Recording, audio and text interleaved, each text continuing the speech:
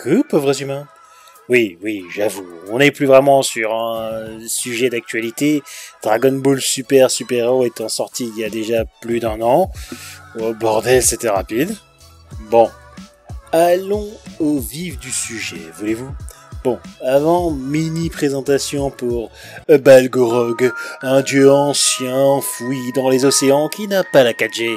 Dragon Ball est un manga écrit par Akira Toriyama et prépublié dans le Weekly Shonen Jump depuis 1984 et qui est un tel phénomène de la pop culture que même les aliens et les dieux anciens n'ont pas d'excuses pour ne pas le connaître.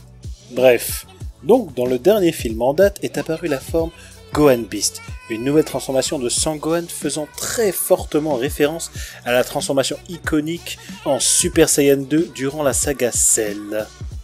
Et là où cette forme m'a fait pleurer des larmes de sang tellement c'était ouf et touchant, la forme Gohan Beast, elle, m'en a touché une sans faire bouger l'autre. Et qu'on soit clair, j'adore son design. Là je parle plutôt de pourquoi elle ne me touche pas du tout. Je veux dire, on parle quand même d'un de mes personnages préférés dans un des mangas de mon enfance, alors pourquoi? Eh bien c'est très simple, elle n'a aucun sens. Que ce soit dans le lore, c'est quoi? Il a des pouvoirs divins, c'est une forme auquel tous les Saiyans peuvent accéder, elle est due au métissage de Gohan, comment il l'a atteint, jusque-là les Saiyans ils avaient besoin de s'entraîner énormément pour progresser, et Gohan étudie dès qu'on n'a pas besoin de lui. Après on pourrait argumenter qu'au moins ça nourrit les théories pour comprendre à quoi est due cette forme, ça j'admets. Mais pareil, que ce soit en termes de scénario, ça représente quoi pour le personnage d'atteindre cette forme? Qu'est-ce qu'il a accompli? Qu'est-ce qu'il a dépassé? A-t-il accepté une vérité sur lui-même?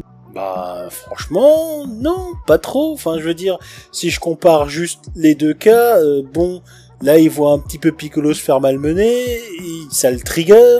Alors que dans le cas du Super Saiyan 2, il avait réellement été poussé dans ses derniers retranchements. La mort de C16 due à la pure cruauté de Cell était effectivement très marquante. Et surtout, il y avait un incroyable build-up entourant cette forme sur tout l'arc Cell.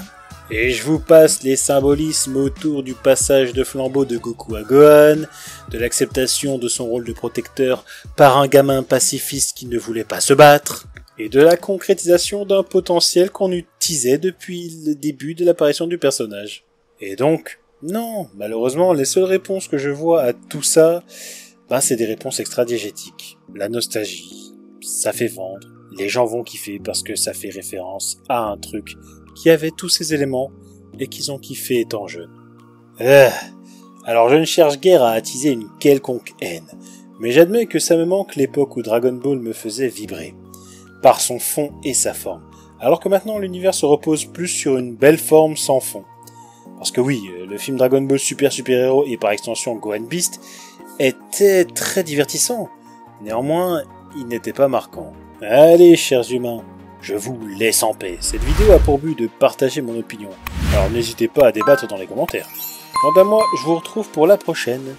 Allez, bye bye!